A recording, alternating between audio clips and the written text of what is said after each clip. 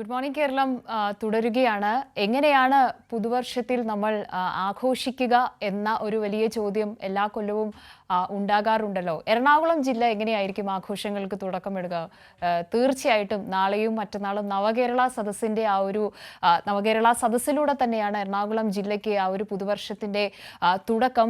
പ്രത്യേകിച്ച് അവർക്കുള്ള പരാതികൾ പരിഹരിച്ചുകൊണ്ടടക്കം ഏറ്റവും പ്രധാനപ്പെട്ട കാര്യങ്ങളിൽ മുഖ്യമന്ത്രിക്കും മന്ത്രിമാർക്കും പറയാനുള്ളതടക്കം കേട്ടുകൊണ്ടാണ് എറണാകുളം ജില്ല പുതുവർഷത്തെ 2024 വരവേൽക്കാൻ പോകുന്നത്.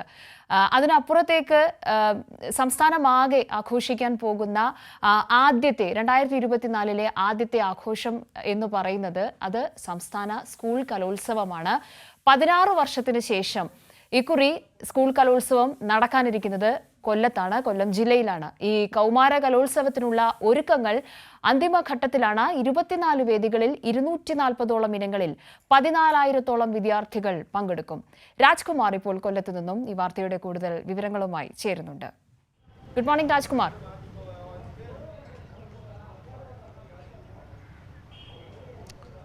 Kavya, good morning. 14,000 വിദ്യാർത്ഥികൾ പങ്കെടുക്കുകയാണ്. വലിയ ആഘോഷമാണ്. വലിയ ആഘോഷം എന്ന് പറഞ്ഞാൽ പോരാ, നമ്മൾ കാത്തിരിക്കുന്ന 2024 ആദ്യത്തെ ഉത്സവമാണ് അല്ലേ?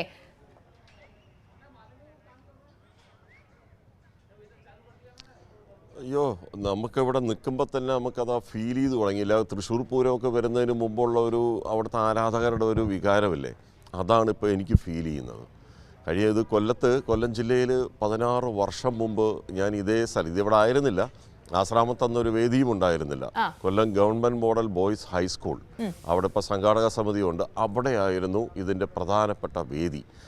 അവിടെ ഞാനിത് ലൈവിൽ ആദ്യം ഈ കൊടിമരം ഇതിൽ പതാക ഉയർത്തുന്ന സമയത്ത് എൻ്റെ ജീവിതത്തിൽ അല്ലെങ്കിൽ ആ മാധ്യമ പ്രവർത്തനത്തിൽ ആദ്യമായി ഞാൻ ലൈവിന് റിപ്പോർട്ട് ചെയ്യുന്നത്, ലൈവായി ഇങ്ങനെ നിന്ന് പ്രസൻറ്റ് ചെയ്യുന്നത് അവിടെ വെച്ചായിരുന്നു.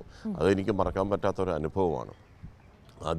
ആദ്യമായിട്ടാണ് അന്ന് ക്യാമറയ്ക്ക് മുന്നിൽ നിന്ന് നമ്മുടെ OB വാൻ കൊണ്ടുവന്ന്, കൈരളിയുടെ OB വാൻ ഉപയോഗിച്ചുകൊണ്ട്, അന്ന് ഈ TV ഉൾപ്പെടെയുള്ള സാങ്കേതിക വിദ്യകൾ ഇല്ലാത്ത കാലം, അന്ന് ആ OB വാൻ നിന്നുകൊണ്ട് അതിൽ ലൈവ് കൊടുക്കാനുള്ള ഒരു അവസരം, അതെൻ്റെ ജീവിതത്തിൽ പിന്നീട് ഒരു ടേണിംഗ് പോയിന്റ് ആയിരുന്നു.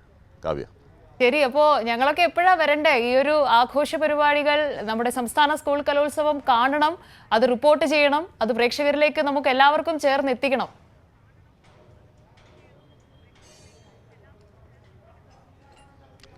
കൈരളി ന്യൂസിന് വിപുലമായിട്ടുള്ള ഒരുക്കങ്ങളാണ് നടക്കുന്നത്. നമുക്ക് മീഡിയ സ്റ്റാളുണ്ട്. ആ മീഡിയ സ്റ്റാളിലൂടെ നമ്മൾ പതിവിലും കൂടുതൽ ഒരുക്കങ്ങൾ ഇപ്പോൾ നമ്മൾ പൂർത്തീകരിച്ചിട്ടുണ്ട്.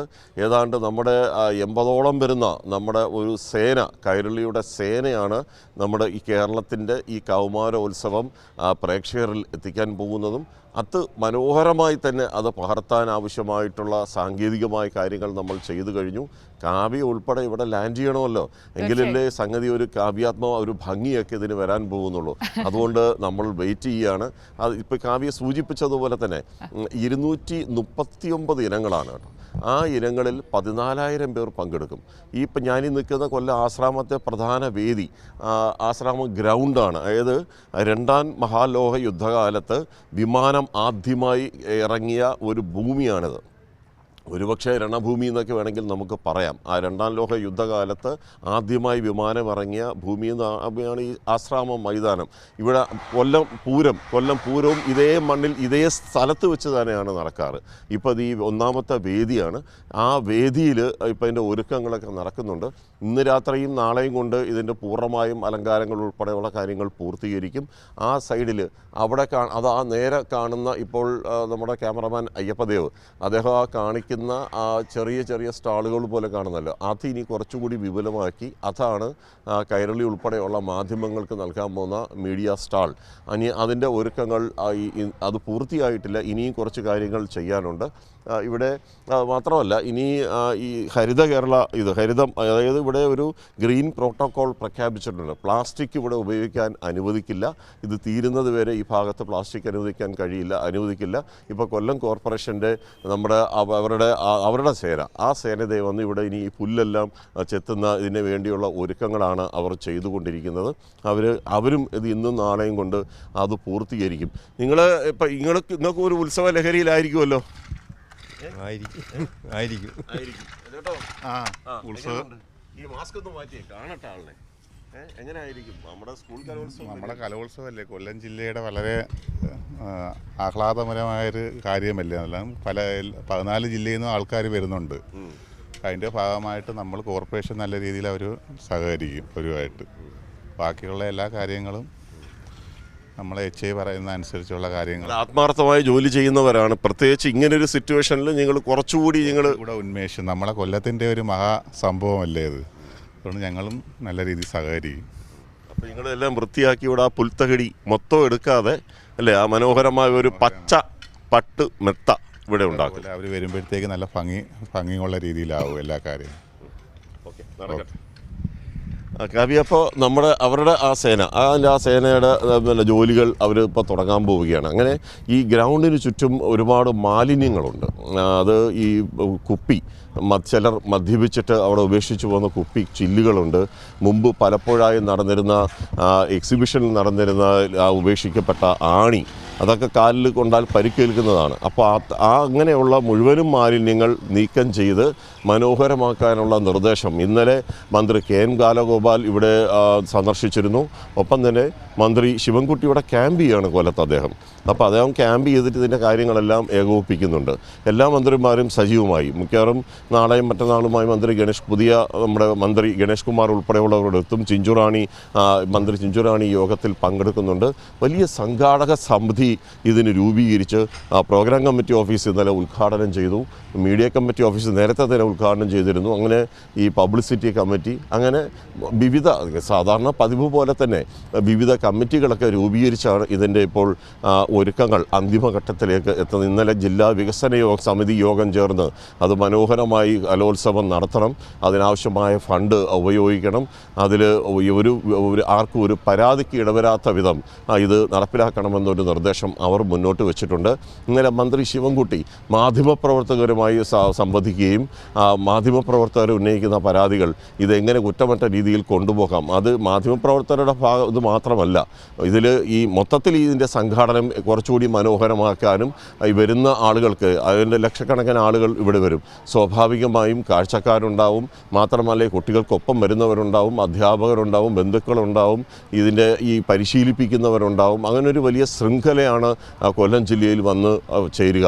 സ്വാഭാവികമായും ഇത് കൊല്ലത്തിന് സാമ്പത്തികമായി പോലും വലിയ ഉണർവേകാൻ പോകുന്ന ഒരു ഉത്സവം കൂടിയാണ്. ഞാൻ അതിനെ അങ്ങനെയാണ് കാണാൻ ശ്രമിക്കുന്നത്.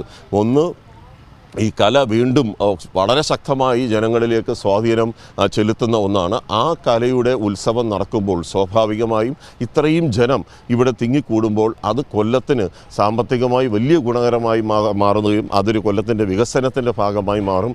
കൊല്ലം അതിനുവേണ്ടി ഒരുങ്ങുകയാണ്.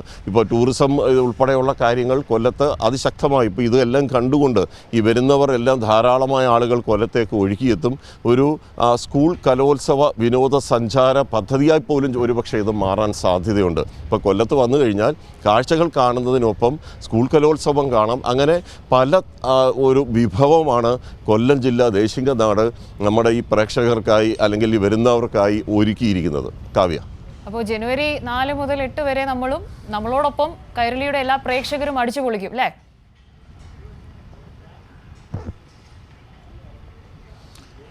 അതുണ്ടാവണമല്ലോ, അതാണല്ലോ നമ്മൾ ഇതെല്ലാം ചെയ്യുന്നത്.